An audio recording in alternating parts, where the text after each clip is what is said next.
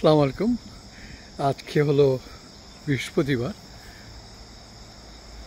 বৃহস্পতিবার August 21, 2024। Almost সকাল এখন প্রায় 6টা বাজে, 6টা সাড়ে 6টা বাজে, যদিও আমি টাইমটা দেখি নেই। এখন ফজর হয়ে গেছে। আমার রাস্তার ওই পার্টটা দিয়ে মানে বিশেষ করে বেলটওয়ে থেকে এসে এটা অল দ্য ওয়ে টু বুইতে যায়। এই রাস্তাটা এটা বুই স্টেট ইউনিভার্সিটি বলে। আমার ওই রাস্তার ওই পার হইতেছে ট্রেন, যেটা ওয়াশিংটন থেকে হয়ে all the way to new York যায়। তো এখন তো সবাই অফিস করতে যেতেছে আর আমি এখন ঘুমাইতে যেতেছি, কারণ আপনি গাড়ি আওয়াজ শুনতেছেন। তো আমি ঠিক এই সময়কার সকালটা আপনি দেখাইতেছি। ওকে, আমি আমার ঠিক অলমোস্ট মেঘাচ্ছন্ন,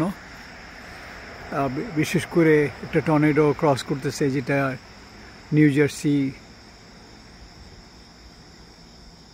ডেলওয়ার, পেনসিলভেনিয়া হয়ে এদিকে ক্রস করবে। তো এদিকে নিউ জার্সিতে সমস্ত কিছু বীজগুলি বন্ধ করে দিচ্ছে, কারণ প্রায় 10 থেকে 14 ফুট জলোচ্ছ্বাস হবে। আর এদিকে ফ্লোরিডার থেকেও আরেকটা আসতেছে। তো আমার নিচে আমার সে বাগান, যেটা বাগানটাই আসলে আমার অনেক প্রিয়। আমি এটা অনেক পরিশ্রম করতেছি, হ্যাঁ, যদি আপনি দেখেন। ওকে, হ্যাঁ, তো দেখেন ডাটা গাছটা অনেক বড় হয়েছে, অলমোস্ট 8-9 ফিটের উপরে চলে গেছে হাইট।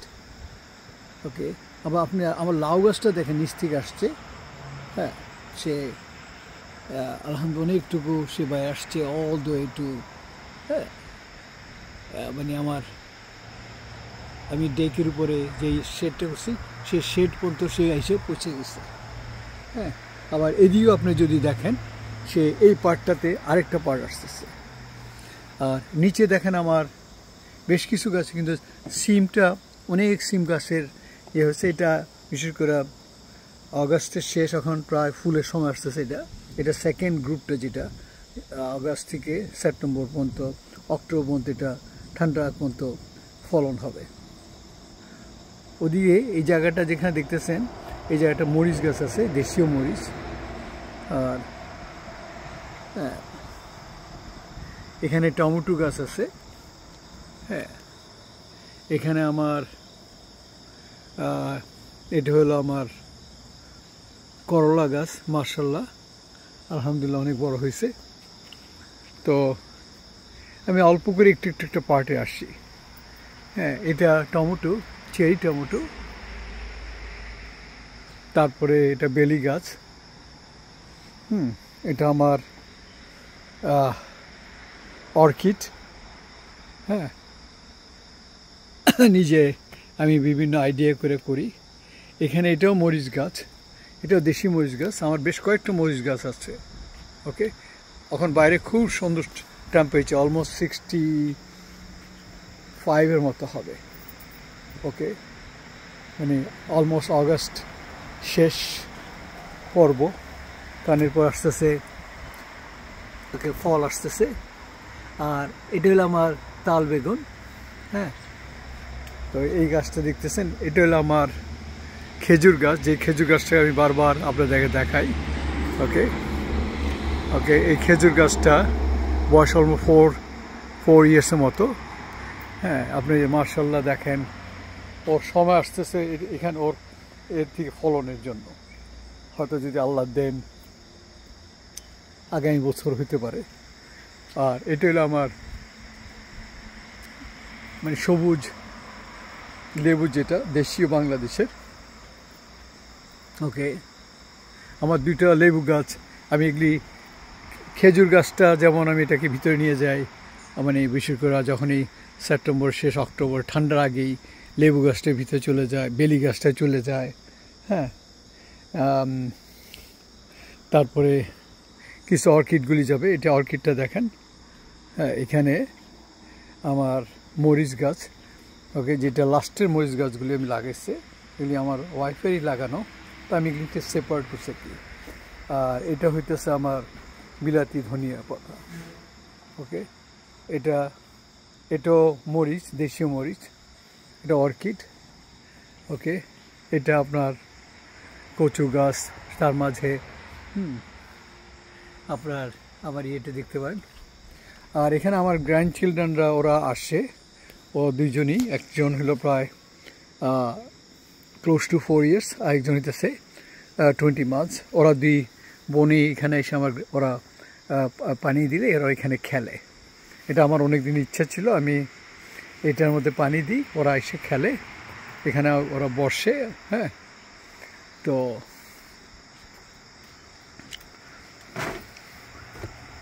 যাই হোক, মার্শাল্লাহ, আপনি দেখেন লাউ গাছটার গত কয়েকদিন আগে একটা ছবি আসছে, সেটা দেখছেন একরকম। ওকে, সে অলমোস্ট উপরে এসে গেছে। আমার টেম্পারেচারটা দেখেন অলমোস্ট 65-এ, যদি আমি বলছি। ওকে, আর আপনার এটা হলো পুদিনা পাতা। এটাকে আমি ভিতরে নিয়ে যাই, রাখি, কারণ আমার ওয়াইফ ব্যবহার করে। এটা আরেকটা মরিচের, ওগুলি সব সেপারেট করছি আমি, কোথাও 6টা, কোথাও 8টা, কোথাও 5টা, 4টা করে করে। এটা হলো এটা জুলাই আর অগস্টের সেম যেটা হয়। ওকে, এটা আমার ভার্জিনিয়া থেকে একটা সাওয়ের মালিক। হ্যাঁ, ও দিছি, তো ভেরি ইয়াং। ওকে, আজকে আমার সাথে কথা হইতেছে, সে বলতেছিল যে আঙ্কেল আপনি গাছটা কতটুকু ফল হইল কিনা। ওকে, তার কয়েকটা দিয়ে করলা গাছটাও তার দেওয়া, নিচে একটা লাউ আছে, লাউর যে দেওয়া। আর এটা হলো আপনার বোম্বাই মরিচ। হ্যাঁ, মার্শাল্লাহ অনেক। ওকে, আর এটা হলো অগস্ট, এটা August to all the way to September, October পর্যন্ত এটা আসবে। এটা হলো সেকেন্ড গ্রুপটা। ওকে, তো আমার 3টে রকম গাছ 3টা জায়গায়। আর ওইটা তো আমার আনারস গাছ, এটাকে আমি নিয়ে যাই উইন্টারে। ওকে, এটা মার্শাল্লাহ বড় হইতেছে। এটা আমি জানি না কতটুকু সময় নেই, আমার কোনো আইডিয়া নেই, আমাকে রিসার্চ করতে হবে। আর এটা হলো পেয়ারা গাছ, যেটাকে এটাকে আমি ভিতরে নিয়ে যাই, বিশেষ করে আমার কি বলে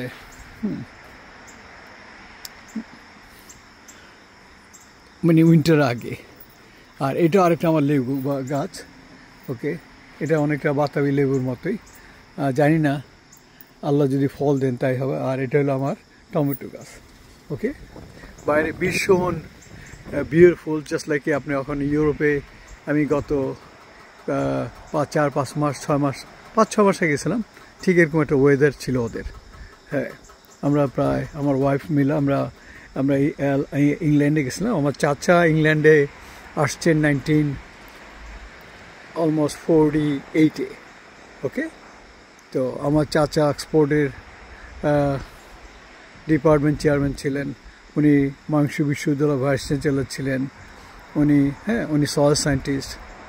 আমার বড় চাচা রিটায়ার্ড জাজ। ওকে, আমার বাবা ইপিআইডিসির একজন ইঞ্জিনিয়ার ছিলেন যখন পাকিস্তানের। ওকে, ডিআইটি চিফ ইঞ্জিনিয়ার ছিলেন বাবা। আমার বাবা ওয়ার্ল্ড ব্যাংকের ইঞ্জিনিয়ার ছিলেন, যেটা বাংলাদেশ হয়ে বিভিন্ন দেশগুলির। তো আমার বড় ভাই এখানে, আমার বোন এখানে, আমার কাজিনরা এখানে যারা আসছে আমাদের চেয়ে আরও আগে। আমি যদিও অলমোস্ট 41 ইয়ার্স হইতেছে আমি আসছি, এই দেশে আসছি। আমার বড় ভাই আসছে ওভার 50 ইয়ার্স উপরে। ওকে, আর আমার কাজিনরা যারা আসছে, তো কেউ আছে ফ্লোরিডাতে, কেউ আছে নিউ ইয়র্কে, তারা আসছে অলমোস্ট 60-65 ইয়ার্সের মতো হবে তারা এই দেশে আসছে। আমার রাফলি ঠিক আমার জানা নেই, বাট আমার কাজিনরা, আমার ফার্স্ট কাজিন, সেকেন্ড কাজিন, ওকে, আমার থার্ড কাজিন, আমার মায়ের সাথে যারা আছে কাজিন, তারা আসছে এখানে বিভিন্ন স্টেটে, বিভিন্ন জায়গায় আছে। ওকে, আমি একটা জিনিস আবার শেয়ার করতে চাইতেছি, যে কথার উদ্দেশ্য হচ্ছে প্রতিদিন আমি কিছু না কিছু আমার দেশে কথা বলি। আমি প্রতিদিনই দেশে দেখ আজকে রুইম ফারাডার কথা একটা শুনতেছিলাম, এবং ইয়াং যারা কয়েকজন বক্তা হুদা এবং ইংল্যান্ড থেকে ফুয়াদ পাশ করে আসছেন যে ব্যারিস্টার্স, আমি তাদের কথাগুলো আমার খুব ভালো লাগে। ইয়াং জেনারেশনেরই দরকার আমার দেশে এখন আসা, কারণ আমাদের মতো যারা বয়স হয়ে গেছে মানে আমি মনে করি যারা 70 হয়ে গেছে, তাদের ব্রেইন আসলে কতটুকুই কাজ করে। তারা কি শুধু ক্ষমতার জন্য না টাকার জন্য, আসলে কোনটার জন্য তারা দেশে আসতে চাইতেছে পাওয়ারে? আমার খুবই আফসোস লাগে। ওকে, এখন আপনি যদি ইয়াং জেনারেশন আসতে না দেন, তাহলে দেশ কোনোদিনই দাঁড়াবে না। আপনি তাদেরকে বাচ্চা বলতেছেন, তাদেরকে এটা বলতেছেন, ওদের যে ডিসকারেজ করতেছেন, এটা খুব লজ্জাজনক, খুবই লজ্জাজনক। এবং আজকে দেশে যে অবস্থা হয়েছে, এবং দেশের জন্য কারা দায়ী? এই পার্টিগুলি দায়ী। এরা যখন যে পাওয়ারে আসে, তারা লুইটা পুইটা সমস্ত দেশের বাইরে পয়সা নিয়ে যায়। তারা কি দেশের পয়সা হিসাব দিতেছে? আমার মনে হয় রুট লেভেল থেকে, আমি সেদিনও বলছি, রুট লেভেল থেকে শুরু করা উচিত। প্রত্যেকটা লোক যারা ইলেকশনে আসবে, তাদের প্রত্যেকটা লোকে 10 বছরের হিসাব দেখাইতে হবে। এই দেশে IRS হিসাব বলে, ওকে, আপনার কত টাকা ইনকাম, আপনার উৎসটা কোথা থেকে আসছে, আপনি কেন চাঁদাবাজি করবেন, আপনার পার্টির উৎস কোথা থেকে আসতেছে। আর চাঁদাবাজি যখন করতেছে, এই টাকাটা তো যেখান থেকে নিতেছে, ট্যাক্সি স্ট্যান্ড বলেন, স্ট্যান্ড বলেন, বাস স্ট্যান্ড বলেন, ট্রেন স্টেশন বলেন, ওইখান থেকে টাকাটা নিতেছেন। তো তখন তারাও তো টাকা বাড়াই দিচ্ছে, তখন কার কষ্ট হইতেছে? জনগণের কষ্ট হইতেছে, জনসাধারণ সাফার করতেছে। যারা ধনী তারা কেউ সাফার করতেছে, তারা বড় বড় প্রাসাদে আছে, বড় বড় অট্টালিকাতে আছে, ওকে তাদের ছেলেমেয়েরা বিদেশে প্রবাসে আছে, ওকে তারা বিশাল বাড়িতে থাকে, লাক্সারিয়াস লাইফ লিড করে, ওকে তারা দামি দামি গাড়ি চড়ে, ওকে তারা এখানে এনজয় করে, ওকে ইউরোপ, আমেরিকা, অস্ট্রেলিয়া, ওয়েস্টার্নে আইসা তারা এনজয় করে, তাদের বাড়ি সমস্ত চুরির টাকা, মানে 54 বছরের চুরির টাকা, মিথ্যা কতদিন থাকা যায়? কিন্তু কথা হচ্ছে, আপনি যখন মরে যাবেন, আল্লাহর কাছে গেলে আপনার হাসুরের দিন আপনার কি আনসার হবে? তখন আমাকে বলবেন, ও আপনি কি জামাতের লোক, আপনি ইসলামের কথা বলেন? প্রত্যেকটা ধর্মই তারা ধর্মের কথা বলে। আপনি আজকে আমরা ওয়েস্টার্নে আসি, এটা খ্রিস্টান দেশ, ওদের ধর্মের কথা বলে, ওদের যিশুর কথা বলে, ওদের খোদার কথা বলে, ওকে। আর আমরা বললে আমাদের দোষ কিসের? এটা তো খুব লজ্জাজনক। আজকে ইন্ডিয়াতে দেখেন, মোদি যে পাওয়ার আছে, মোদি দেশাই পার্টি, আজকে ওইটাও তো রিলিজিয়াস পার্টি, ওটা ধর্মীয় পার্টি, ওটা হিন্দু পার্টি। ও আজকে দেখেন ইন্ডিয়াটাকে কি করছে, মুসলমানদেরকে কীভাবে অত্যাচার করতেছে। এটা কত দুঃখজনক না? আপনি চিন্তা করেন, চেয়ে দুঃখজনক কী আছে? ওইখানে আজকে ইন্ডিয়ার পাক ভারত ছিল সমস্ত 700 বছর মুসলিমদের পাওয়ারে, ওকে। 1700 সামথিংকে যখন ব্রিটিশরা আসছে, ওকে, উপনিবেশ যারা আসছে, ওরা ইস্ট ইন্ডিয়া কোম্পানি আইসা চুরি করে অস্ত্র নিয়ে আইসা আমাদেরকে মধ্যে বিভাবেদ, মানে আমাদের মধ্যে লড়াই শুরু করে দেবে। আমাদের মুসলমান হিন্দু কোনোদিনই লড়াই ছিল না। আফসোসের ব্যাপার, এর চেয়ে দুঃখজনক। আজকে ইন্ডিয়াতে দেখেন ওরা মোদি কীভাবে অত্যাচার করতেছে, ওকে। আর আমার বাংলাদেশে হইতেছে মুসলমান হইতেছে 92%।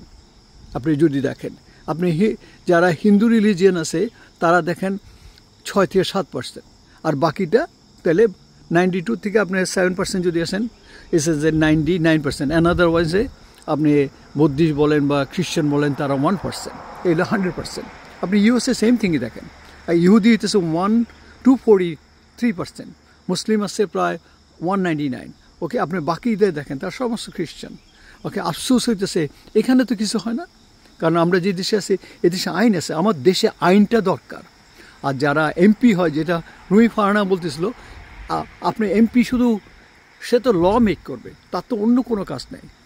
ওর তো ওই চাঁদাবাজির কথা দরকার নেই, ওর তো যা ওকে কালভার্ট বলেন, ব্রিজ বলেন, রাস্তা বলেন, এটা বলেন, তার তো এটার দায়িত্ব না, ওকে। আপনি এখন এটা ইউনিয়ন পর্যায়ে যারা আছে তাদের কাছে আপনাকে ছেড়ে দিতে হবে। আমি মনে করি আপনার ডক্টর ইউনূসকে আমরা কেউ আপনার সুযোগ দিতেছেন না, শুধু আমরা দোষই তার ধরে দিতেছি। আমরা ডানে বামে উত্তরে দক্ষিণে পূর্বে পশ্চিমে শুধু খালি তার ইয়েই করতেছে। তার লাভটা কি? তার লাভটা কি? ওকে, তার কিছু আসে যায়? সে চলে যাবে।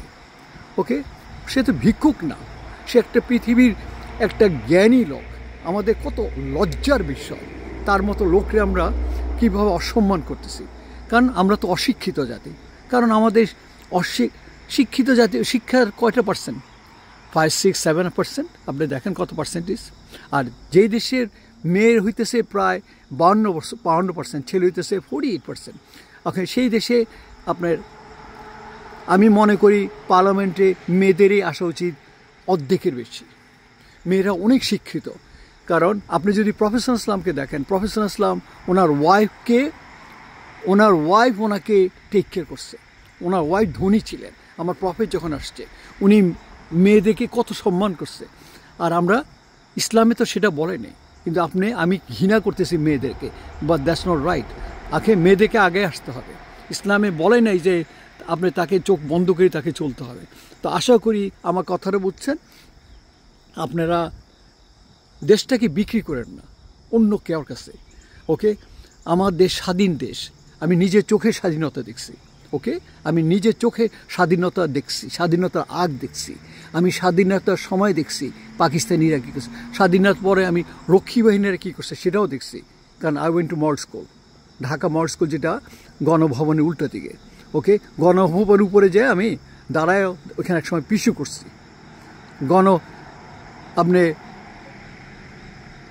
আপনি এটা দেখেন, আমার আফসোস লাগে যে অনেক কিছু করে আসছি। ওকে, বাট আমার আফসোস লাগে যে আপনারা এই মারামারি ভেদাভেদ করে ভুলে যান। আমার দেশে টাকা যদি, আমি কেউ নাম বলবো না, সে বলে যে ভাই আপনার টাকা যদি এই টাকাটা না যদি পাচার হইতো, পাহাড়ের মতো হয়ে থাকতো, মানুষ উঠায় শেষ করতে পারতো না। মানে তার কথাটা শোনার পরে, ওনার কথাটা শোনার পরে, আমি তার নাম বলবো না, তার কথাটা আমার কানের মধ্যে এখনও, গতবার আমি যখন ঢাকা যাই ওনার কথাটা আমার কানের মধ্যে বাজতে ছিল। তখন তো ওকে হাসিনা গভর্নমেন্ট পাওয়ারে, রাইট? হাসিনা যখন 86-এ আসছে ওয়াশিংটনে, আমি আমার বন্ধু, আমরা তার সম্বন্ধে, তখন তো ওইখানে কয়টা লোক ছিল? কয়টার লোক ছিল? মুষ্টিমেয় লোক। আমরা তো আজও পর্যন্ত তার কাছে যাইনি কোনো ক্ষমতার জন্য, কোনো মানির জন্য। আরে ভাই, আপনি নিজের চেষ্টা নিজে দাঁড়ান। চুরির টাকা কোনো দিনই থাকে না, হারামের টাকা কোনো দিন থাকে না। কারণ আপনাকে নিজের পায়ে দাঁড়ায় কষ্ট করে দেখেন। 4 ইয়ার্সে আমি আমার যে জায়গায় আসছি, ওকে, আমাকে সংগ্রাম করে আসতে হইতেছে এই জায়গাটাতে। ওকে, এটা আপনাকে আর্ন করতে হয়। তো কোনো জাতিকে কিছু দিতে হলে তাকে একটা শিক্ষিত মাতা দরকার। আমার দেশে অনেক শিক্ষিত মাতা আছে। এই মাতাদের সম্মান দেন। ওকে, তাদেরকে তুচ্ছ করেন না। আর প্লিজ চুরি করা বন্ধ করেন। ইলেকশনে ঠিক হুদাজি কথাটা বলতেছিল, আমার কথাটা খুব পছন্দ হয়েছে, আমি কিছু নাকি শুনতেছিলাম। ওকে, ফজরের পরে সে বলতেছে যে যেমন আপনার এই পোস্টার থেকে করে বিভিন্ন থেকে, হ্যাঁ, আপনি এগুলি সব অপচয়, এগুলি তো সব অপচয়। আপনি এখন মিডিয়া, ফোন আছে, টিভি আছে, আপনি এটাতে করেন। ওকে, আপনাকে তো জানেই বাংলাদেশে এখন আওয়ামী গভর্নমেন্টও ছিল একটা বৃহত্তর পার্টি, বিএনপিও ছিল একটা বৃহত্তর পার্টি, জামাত একটা বৃহত্তর পার্টি। ওকে, এনসিপি, ইয়াং গ্রুপস। ওকে, এখন আপনি তাদেরকেও দাঁড়াইতে দিতেছেন। আপনি সবাইকেই আপনার আসা উচিত। ওকে, সমস্ত কিছু ভুলে যায়, এই মারামারি ভেদাভেদ ভুলে যায় আসেন। কারণ আমাদের প্রত্যেকটা জায়গায় চুরি। কোন জায়গায়? আপনি দেশে এয়ারপোর্টে নামতেছেন, আপনার ব্যাগটা চুরি হইতেছে, আপনার দেশে খুলে নিয়ে যেতেছে, বাইরে আসতেছেন এয়ারপোর্টে, আপনার থেকে সন্ত্রাসীরা উঠায় নিতেছে। কেন এটা? আপনার যখন হাসিনা গভর্নমেন্ট গেল, এত পুলিশ কোথায় গেল? আজকে একটা বছরে কি আপনারা পুলিশটা করতে পারলেন না? আপনি ইউনিভার্সিটির কলেজে বাচ্চাদের আপনি পুলিশ হিসাবে হায়ার করতে পারেন, তাদের হাই স্যালারি দেন, তাহলে দেখবেন সব চুরি বন্ধ হয়ে যাবে। তাদেরকে তো পয়সা দিতে হবে। ওকে, ট্রাফিক বলেন, আপনি দেশের ট্রাফিক কেন থাকে? আপনি আমেরিকাতে আসতেছেন, ক্যানাডাতে আসছেন, অস্ট্রেলিয়াতে আসতেছেন, ইউরোপে আসতেছেন, দেখেন এদের কীভাবে চলতেছে। দেখেন আমার বাসার পাশে দিয়ে যে আওয়াজটা হইতেছে, গাড়ি যেতেছে 2টা লাইন, কেউ তো ওভারটেক করতেছেন। আপনি ট্রাফিক দেখেন। আমি আপনাদেরকে অনেক কিছু শেয়ার করার, কারণ আমি ক্যাপিটালে থাকি। আফসোস লাগে আমরা যদি ট্রাফিক করি, আমার দেশ চেঞ্জ হয়ে যাবে। আর যারা বাইরে আছে, আপনি তাদের থেকে অনেকের দেশে সুযোগ দেন। এমপি হওয়ার জন্য। কারণ শিক্ষিত যারা তাদের নিয়ে যান, ওকে। দেখেন ডক্টর ইউনূস যাদের নিয়ে গেছে এরা সমস্ত শিক্ষিত, ইয়াংস, কত ব্রেইন এদের, ওকে। আর লজ্জাজনক, এইসব কথা বলেন না, আফসুস। আসেন আমরা সবাই সব কিছু ভুল করে দেশটাকে সুন্দর করে দাঁড়া করে, ওকে। এটাই সোনার বাংলা, এটা দিস ইজ দ্য ট্রু, ওকে। আমার স্বাধীন এটা দেশ, আমরা কেউ কাছে পরাধীন না, আমাদের কেউ কথা শুনতে হবে না, ওকে। আমরা কেউ কাছে বিক্রি যাইনি। তো আশা করি আমি নেক্সট ইয়েতে আমি আসবো ইনশাল্লাহ। আমার পেজই দেখবেন, আমি নেক্সট ইয়েতে আমি আমার অফিস থেকে আপনাদেরকে আবার ইনশাল্লাহ জানাবো। আসসালামু আলাইকুম।